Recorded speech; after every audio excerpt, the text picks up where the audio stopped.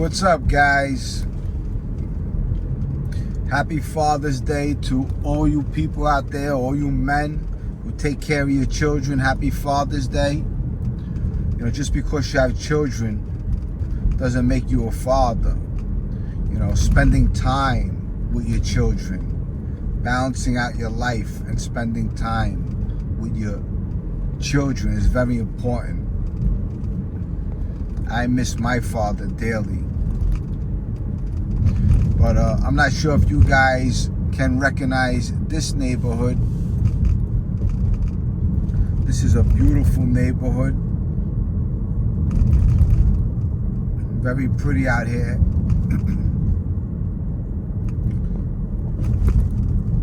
If you can recognize it, you let me know. Over here you gotta go 25 miles an hour. But, so, quick story. I'm going to give you a quick Beth Avenue story. So, happy Father's Day to everybody. If you have a father, you're lucky. I lost my father at the age of 59. He was 59 years old, died pancreatic cancer. He worked the same job for 35 years. He never got to enjoy the fruits of his labor. And I had to say goodbye over a phone call, because I was locked up in prison and I was a high security and I couldn't go to my father's wake or nothing. So that's my story with my father. So like I said, if you have a father, enjoy him. Even if you have a mother, enjoy her. I lost my mother at the age of 65 years old, she was. But a quick Beth Avenue story I'm gonna give you guys. You know, I often talk about Michael Morola. Michael Morola was a friend of mine back in the day. He was a wild man. He was originally from 13th Avenue and 80th Street. He was a big coke dealer.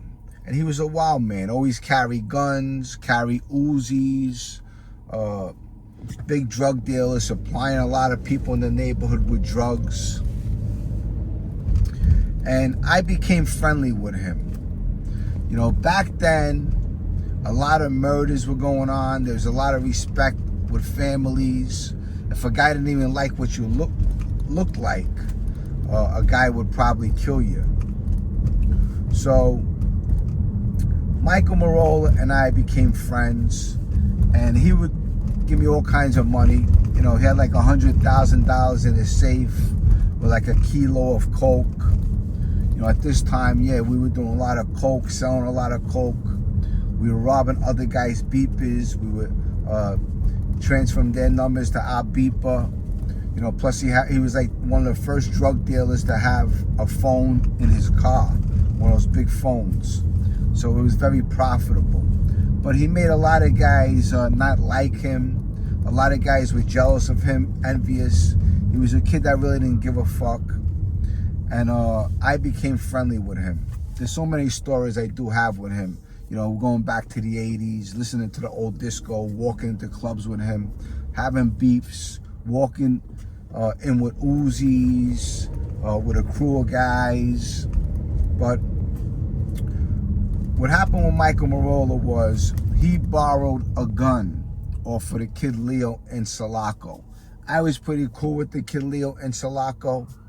Me and him were pretty cool, and I was hanging out with Mike. And this particular day on 13th Avenue and 80th Street, we're going into a B&A, get something to eat. And the kid Leo in Sulaco pulls up with some other kid. So when he pulls up, I basically, you know, say, hey, you know, what's up? So he punches the kid Mike Morola in the face. When he punches the kid Mike Morola in the face, I punch the kid Leo in Sulaco in the face automatically. That was my first reflex, to punch him. When I punch him in the face, he runs to his car to get a baseball bat and some kid Big Frank that he was with. He come towards me. I got a 380 on me. As he's coming towards me, I shoot him 3 times. Pop, pop, pop. I shoot the kid Leo in Sulaco. The kid drops. Now, at this time, it was Tommy Karate's gun, okay? Paulie G gave it to me. We were holding guns for Tommy Karate. We had the bullets where when they hit you, they blow up inside you. That's why I destroyed all his intestines. You know, after that, they used to call him Leo the Stomach. This is a true story. So at this time, Leo had an uncle called Uncle Leo. He was pretty, you know, they were around the Colombo people at this time, you know? They were around the Colombo people. And Uncle Leo had a friend called Frankie Myers. Frankie Myers was a knock-around street guy. He would take contract for murders. He was a big drug dealer. He killed a few people already, maybe some innocent kids that didn't know was coming. But he was making a name for himself. He was a guy you couldn't trust, you know? And Uncle Leo goes to this guy, Frankie Myers, and gives him the contract. He gives him $25,000 to kill the kid, Michael Morola. This is a known fact because I know the whole story that was behind it. So, the kid, Michael Morola, I'm in contact with him. I have his Corvette. It's in my Uncle Frankie's shop. Mike DeSantis' brother Frankie's shop. It's in. And I kept it there because I used to go in and out of the shop. And I said, Frank, could you hold on to it? And he would hold on to it. I mean, he didn't know what was going on with the Corvette. But I was driving it around. So as I'm driving it around, I'm telling Michael, Mike's calling me. He's saying, Jimmy, Uncle Leo wants to meet us. So I tell him, Mike, I'm not meeting anybody. Don't meet nobody, okay? If they want to meet me, I'll be on Bay 23rd with my balls, meaning my gun. I'm not meeting nobody because I know you can't trust nobody in that life. Okay, I lost too many friends to the street in that life. And I kept on telling Mike, don't meet nobody. So, and I'm driving around his Corvette. You know, it's a nice fast car. And he's telling me, Jimmy, I need my vet. I said, okay, I'm gonna give it back to you. We'll meet up. Don't meet nobody, I tell him. So I'm driving around, a couple of days pass by. The kid Leo, he's in the hospital, shot up. One day, I think it might have been Reynolds or Paulie G called me. They said, Jimmy, they killed that kid, Michael Morola, the other day. Meaning last night. I said, are you serious? He said, yeah, they killed him last night. I said, get the fuck out of here. They said, yeah, they killed him on 7th Avenue and 70-something Street. In a lot. They shot him, they stabbed him, and they cut off his dick and put it in his mouth and threw gasoline on him and burnt him. And that's the way Michael Morola went out. It was like a fucking terrible, terrible way to die. Like they treated him worse than a fucking animal, you know? And that's what these guys do in the street to make a name for themselves, you know? So, Michael Morola is dead. Paulie G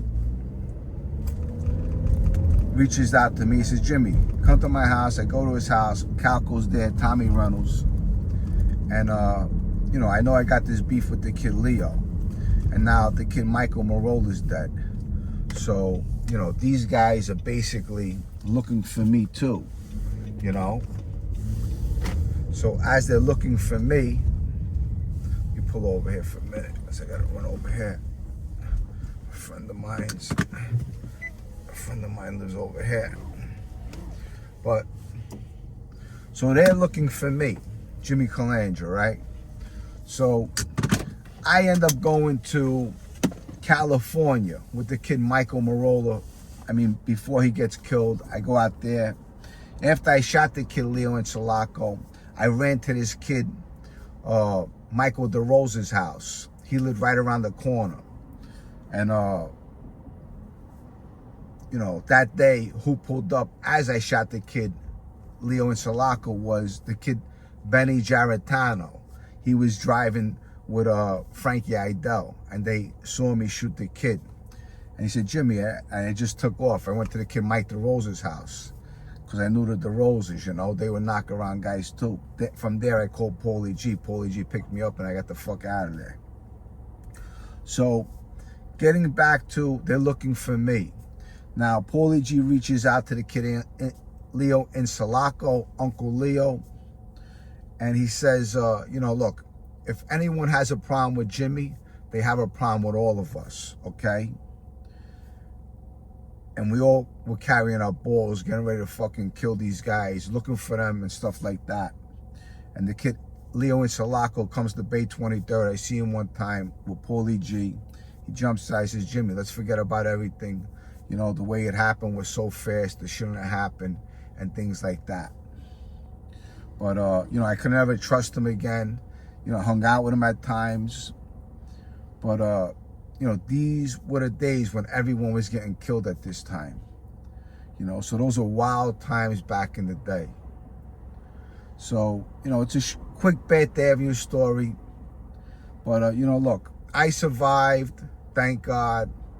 You know, I'm at a different place in my life. I hope a lot of other people are in good places in their life. You know, look, life ain't easy. Life is hard every day. We have to get up. We have to breathe. You know, we have to get through another day. We got to go to work to provide for our families. You know, but just keep on, continue to go on. Never, ever give up. Die with your last breath. With that said, I'm going to start doing some lives as soon as I get some chances to do some lives. I love you guys. Enjoy your Father's Day with the people who love you. Make it special. Make a good memory. Life is so short. We're here today, gone tomorrow. I hope you enjoy these wise words that I give you. Everyone, give it to God. Put it in the air. Let it happen. I wish for you what I wish for myself. With that said, I'll see you on my next video. And I love you all. Bye, guys.